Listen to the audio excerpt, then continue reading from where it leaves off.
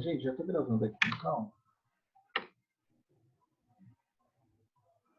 Beleza. Agora, esse é o processo de arbitragem. Além disso, só a especificação do Discovery mesmo. Aqui se encerra o conteúdo que eu queria trabalhar com vocês. Eu não quero correr com SPI, não quero mesmo, porque correr com SPI agora, eu acho que a gente só está tirando o tempo de dúvida de vocês, então eu prefiro pegar agora para tirar dúvida, qualquer coisa a gente conversa aí, a gente vai para o fórum e continua. O que eu acho melhor do que passar com mais conteúdo hoje. Né? Então, essa foi a minha escolha. Eu quero saber de vocês. Deu para entender mais ou menos a arbitragem? Professor, Vou dar um mute em todo mundo, que eu não sei o que está falando comigo. Agora sim, quem tiver dúvida pode abrir aí. Eu só fechei para evitar interferência eletromagnética. Pode falar. Eu estou com a dúvida seguinte. O processo de arbitragem, então, é para definir qual microcontrolador vai estar ali no barramento de dados, não é isso? Eles vão estar duelando para ver quem vai estar utilizando o barramento de dados, Exato. certo? Isso. Só que eu fiquei com uma dúvida no seguinte. Eu deu a entender que, de acordo com os dados, do status de dados em que cada um vai estar, eles vão ditar o clock, não o clock que vai ditar isso. Calma. Não sei se... O clock está aqui embaixo. Sim, mas assim, esse barramento de clock que vai ditar quem vai entrar no barramento de dados, é isso mesmo? Porque deu a entender que eram os dados deles que iam ditar o clock. Aí eu fico meio confuso. Porque o clock é só para meio que para ditar, né? Quem vai estar entrando no barramento de dados. Então, o que acontece?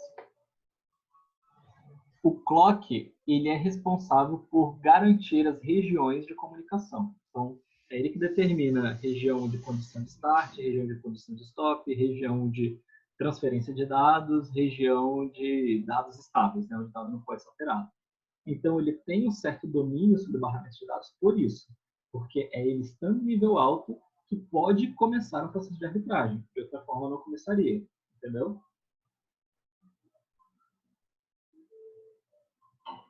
Essa primeira parte você entendeu? Entendi. Aí o que acontece? Depois disso, o clock ele só está mandando o momento em que cada um envia o seu dado. Então, a gente vai acompanhar aqui, olha. Aí o clock ele está em nível baixo, então pode fazer mudança de dados. Ele mudou. Aí aqui nível estável, então não pode fazer mudança de dados. Ninguém mudou. Aí voltou o clock para nível baixo, pode mudar o dado novamente. Mudou. Aí aqui vai fazendo esse ciclo. Até que nessa região, enquanto o clock está no nível baixo, ou seja, pode mudar dados, veio aqui, olha, e surgiu, né, uma mudança de dado para o nível alto. Então, quando chegar nessa próxima região estável do clock, você vai ter o dado 2 em nível baixo e o dado 1 em nível alto. E aí, a partir desse momento, o controlador 1, né, o mestre 1, perdeu a arbitragem. Então, aqui ele não se comunica mais. Quem permanecer em nível baixo que continua. Então, o clock está mandando os momentos de comparação, de certa forma. Se a gente fosse colocar assim, entendeu? Ah, entendi. Agora entendi. Outra dúvida?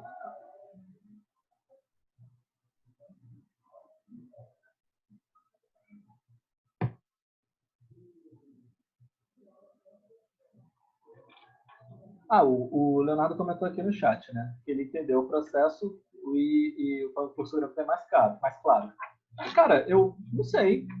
Faz o fluxograma pra gente e mostra. Não sei se realmente ficaria mais claro, porque eu acho tão textual explicar o que é arbitragem, mas faz aí, se você pensou no fluxograma que fica, deixa mais claro, mostra aí pra gente depois. Pode fazer e pode jogar no grupo, que se for válido, a gente incorpora isso na disciplina.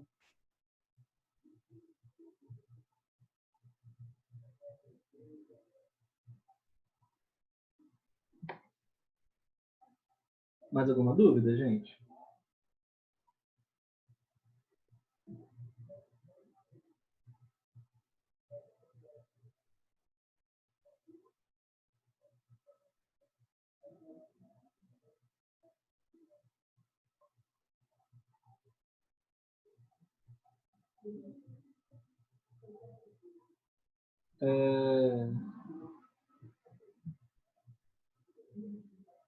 Quem manda é o SL. Então, quem manda é o master. Né? Quem manda é o master. Aí o problema acontece quando a gente tem mais de um master no mesmo momento. E aí, para isso, a primeira coisa que a gente faz é a sincronização de clock, que foi explicado mais acima. E aí, depois disso, a gente faz a arbitragem, caso ocorra necessidade de alguma arbitragem. O que acontece? O clock é ele que gerencia os momentos, mas ele não manda. Quem manda, quem tem a função de mandar, é o mestre. Ele é outra função. São duas, acho que tem uma confusão de conceito um pouquinho. O clock, ele gerencia os momentos. Ele não tem uma função de mandar, por causa que o clock, ele é mandado pelo mestre. O clock, barramento, a informação que vai para o clock e a informação que vai para o SDA, para os dados, ambas são geradas pelo mestre. O que a gente está tratando na sincronização de clock na arbitragem é quando há um conflito de informação. Se não há esse conflito, não há necessidade nenhuma. E aí, por isso que eu estou falando, a função do clock não está relacionada à arbitragem. A arbitragem é um processo que pode acontecer caso tenha a função do multimaster nesse barramento. Mas a função do clock é gerenciar momentos. E que momentos são esses? O momento em que o clock está no nível alto. Então, só terminando aqui. O momento que o clock está no nível alto, não pode ter mudança no barramento de dados. Se houver mudança, é condição de start e condição de stop. E o momento em que o clock está no nível baixo, significa que pode alterar dados. Então, é isso. O clock ele não tem essa função de mandar em ninguém. O que acontece é, nós temos efeitos diferentes de acordo com o momento em que estamos realizando mudança no barramento de dados em relação ao que está acontecendo no barramento de clock. Né? É uma tabelinha para ser conferida, né? Agora aqui, aí outra pergunta aqui. Se tem mais de um master, então os dois mandam segundo o estado. Então, os dois master mandam. Se o master falou no momento e o outro master falou em outro momento, enquanto o barramento está livre, não tem diferença nenhuma entre dois masters. Os dois nem conversam entre si, não há processo de arbitragem, não há nada. Só existe arbitragem quando há conflito, quando há uma geração de start, enquanto o outro está na mesma região de start ainda.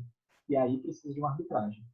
Repara que é o seguinte, vamos eliminar o dado 2. O dado 1 veio do nível alto para o nível baixo, enquanto o clock está no nível alto. Condição de start. Saiu da condição de start assim que o clock foi para o nível baixo, gente. Nesse momento, acabou. O microcontrolador 2, o Master 2, ele não vai disputar uma arbitragem posteriormente, a posteriori. Ou ele entrou na mesma condição de start ainda, ou o barramento vai estar ocupado. E se o barramento estiver ocupado, ele não faz nada. Ele fica esperando o momento dele. Os mestres conversam dessa forma.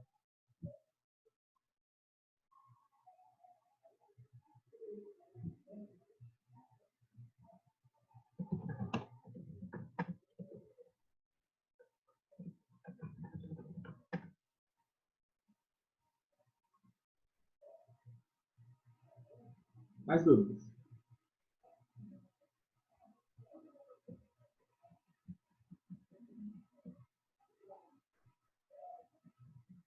Ah, sim. Aí nós chegamos no grande problema de embarcados, né, gente?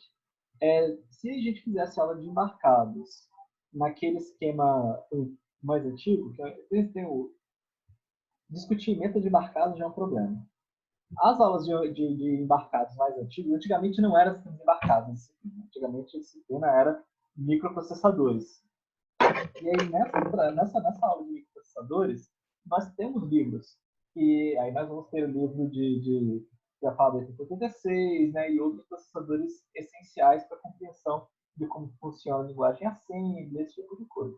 E aí, só que o que acontece? Atualmente, assembly não tem um grande uso, né? Já tem alguns anos que assembly vai ter um uso, quer dizer, não tem um grande uso, é uma forma errada de falar. Ele tem um grande uso, mas em situações muito específicas. E situações específicas que cabem mais para o engenheiro eletrônico, talvez. E nossa aula é engenharia elétrica, né? Ou engenharia da computação. Mas o que acontece? O engenheiro eletrônico que vai trabalhar diretamente com microdispositivos, ele talvez faça sentido aprender assembly. É uma especialização que, enquanto antigamente todo mundo só tinha essa ferramenta, hoje em dia ela é usada só para quem quer produzir componentes muito específicos, né? Dessa forma, a matéria foi migrando de microprocessadores para sistemas embarcados. E aí, quando fez isso, muito bom. Só que quem que é o mundo dos sistemas embarcados? O mundo dos sistemas embarcados é o mundo do pessoal autodidata. Então, você não tem livros de embarcados. Por quê?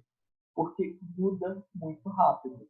Porque microcontroladores, diferente de microprocessadores que são um pouquinho mais estáveis, em termos de funcionalidade, uso, arquitetura, microcontroladores mudam o tempo todo.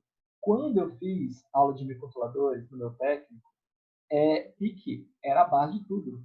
O PIC era ainda 16F34A, é um PIC que hoje em dia não existe mais. E aí, desse PIC básico, quando eu estava saindo do meu curso, já não é. O meu PIC já estava em desuso e tinha um PIC mais novo que o pessoal estava usando para fazer os projetos da Semana Tecnológica que tinha lá no UFES, né?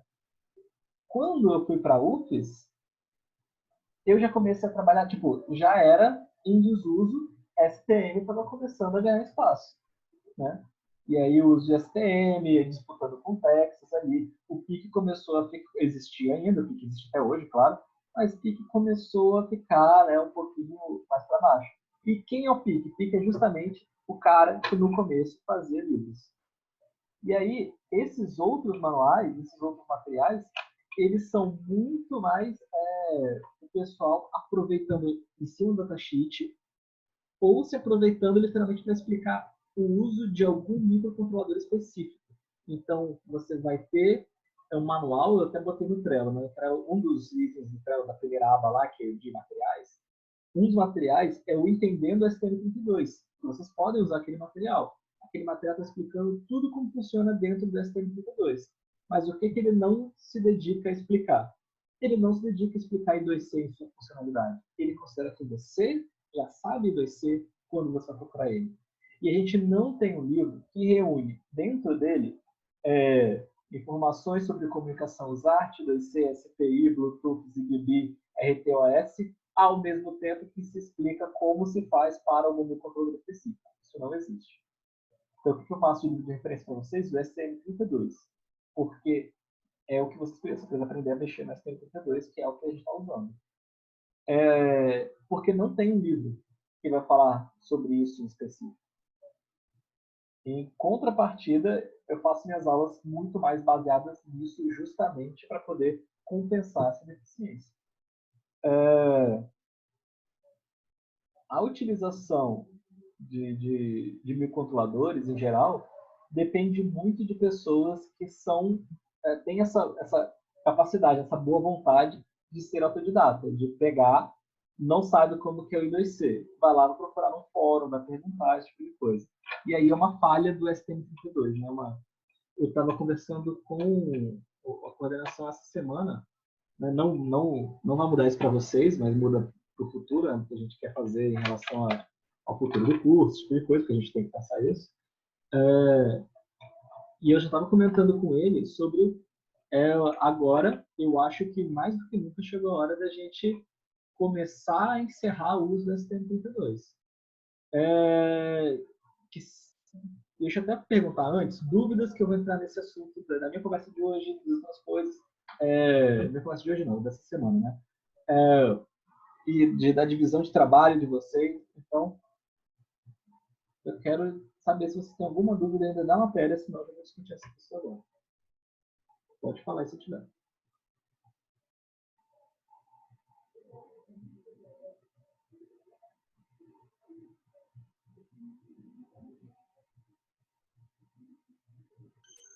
Posso fazer a tabela do frame no computador e imprimir? Pode. Faz, se você vai fazer, passa no grupo. Não, peraí, você está falando da tela do frame do I2C? Não, do trabalho, da questão então peraí, eu tô 4, se eu não me engano. Eu só fazia aquela tabelinha. Então, a tabelinha específico pode fazer no computador, mas me explica cada coisa que você está colocando, por quê de cada coisa. Não, eu vou explicar tudinho, mas eu tô falando, tipo assim, fazer na mão aquela tabela enorme é foda. Não, a tabelinha pode fazer no computador. A tabela pode fazer. O resto se fazem à mão, mas a tabela pode fazer no computador sim.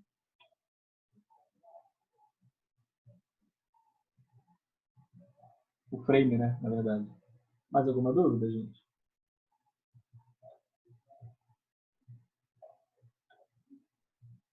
Gente, se não tem dúvida, eu queria aproveitar agora, antes de acabar esses últimos 40 minutos, a sala gravada fica onde? Gente, eu geralmente subo nos fins de semana. Então, eu devo subir isso amanhã, talvez, entre amanhã e domingo, porque eu vou subir dessa disciplina e vou subir de todas. Então, eu não sei em que ordem vai ficar a fila de que eu vou fazer isso, que eu tenho checklist gigante no meu Trello aqui, mas eu vou subir nas aulas, eu vou criar uma playlist só. Aí eu vou subir o link dessa playlist. Aí vocês podem pegar a playlist de cabo a rabo lá que vai estar tudo gravando.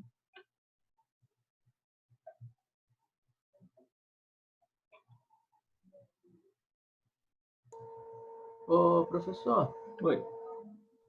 tem uma dúvida aqui, cara. Por que isso de ter que fazer esse exercício aí à mão? É coisa pra caramba pra escrever, cara. Cara, Você já está aceitando que as pessoas vão copiar uma das outras e isso aí é para a pessoa ter pelo menos trabalho de escrever? não é nem tanto isso. Sim, isso é uma coisa a mais também. Mas eu acho que é mais porque é a necessidade que eu tenho de. Isso é uma prova. Isso é para ser uma prova. Eu me sinto muito incomodado em isso não ser uma prova.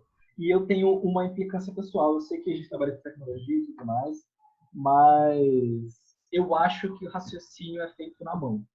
Né? Então, é por isso. Eu acho que vocês vão compreender melhor e vão conseguir aprender melhor a disciplina se vocês não ficarem fazendo só puramente no computador. E aí, mesmo que vocês não copiem do outro, mas vão pegar um pedaço do outro, porque o outro já fez a tabela que é mais fácil, que vai acabar fazendo.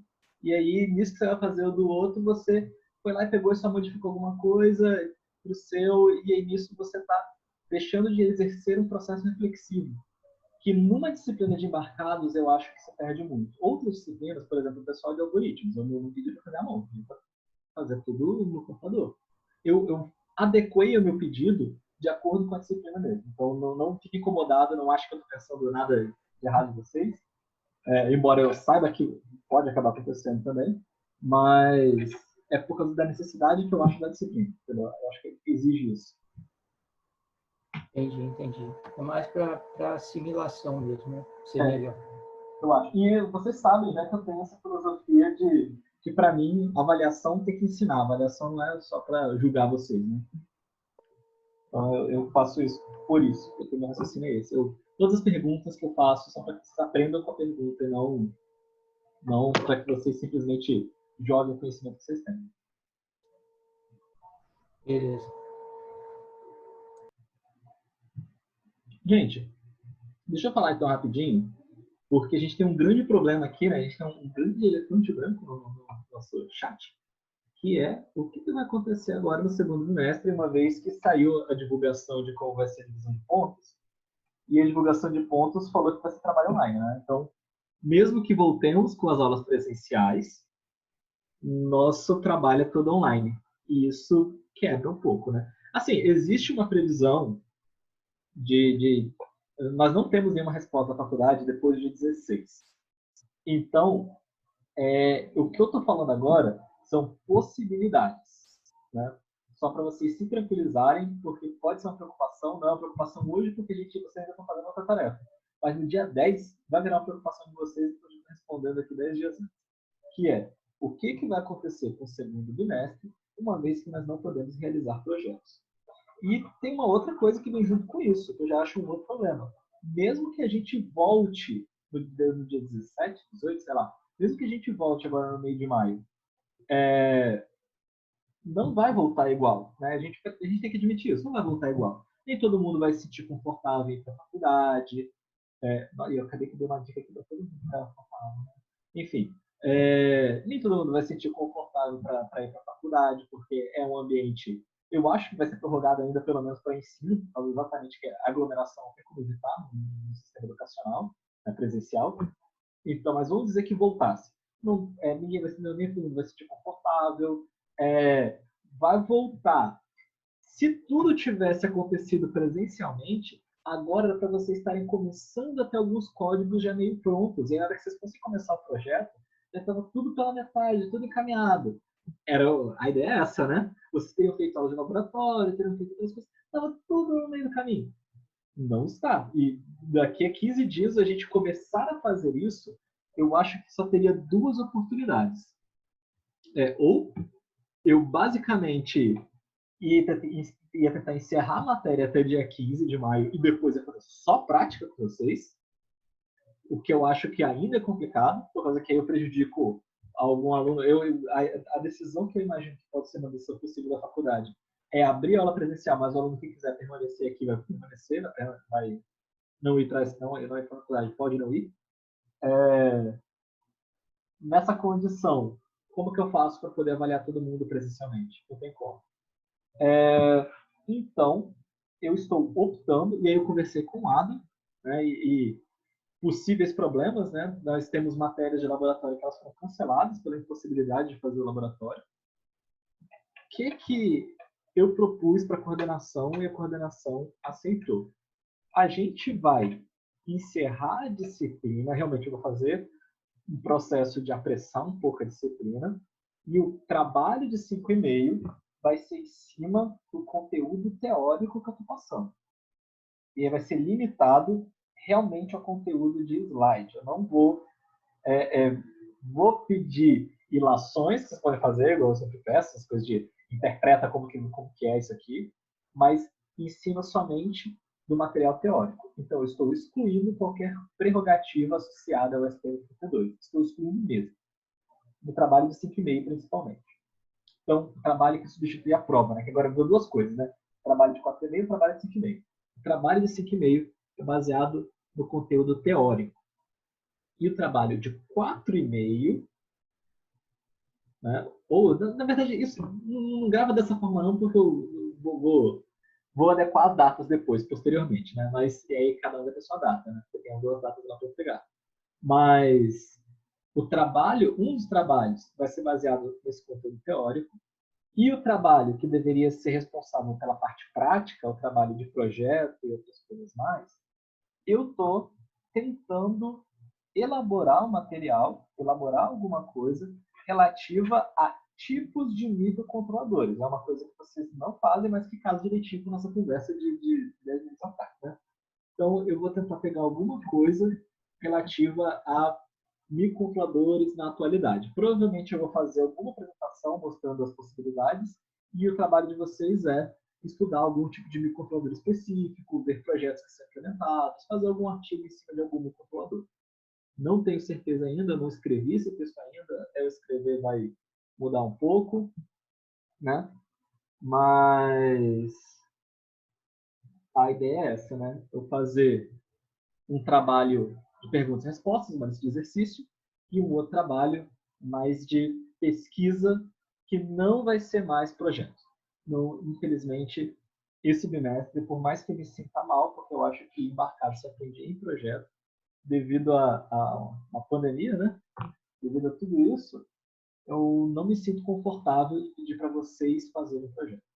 Então, eu vou pedir para vocês fazerem alguma pesquisa relativa a microcontroladores. E aí, o nosso material vai se encaminhar para isso também no futuro. Esclarecido sobre isso?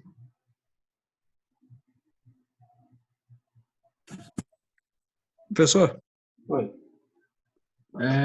nessa situação que você descreveu aí, como fica a pontuação do anteprojeto que a gente já fez? Não, o anteprojeto já passou.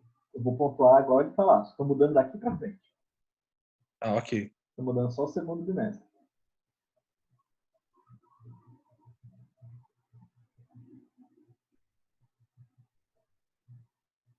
Mais alguma dúvida, gente?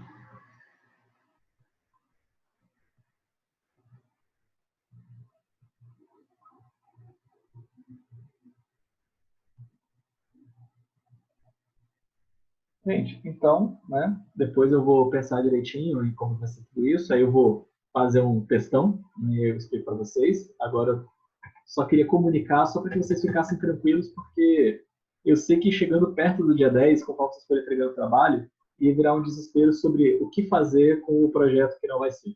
Então, não vai ser. É essa a resposta. Aí a gente vai ter uma atividade mais de pesquisa para você.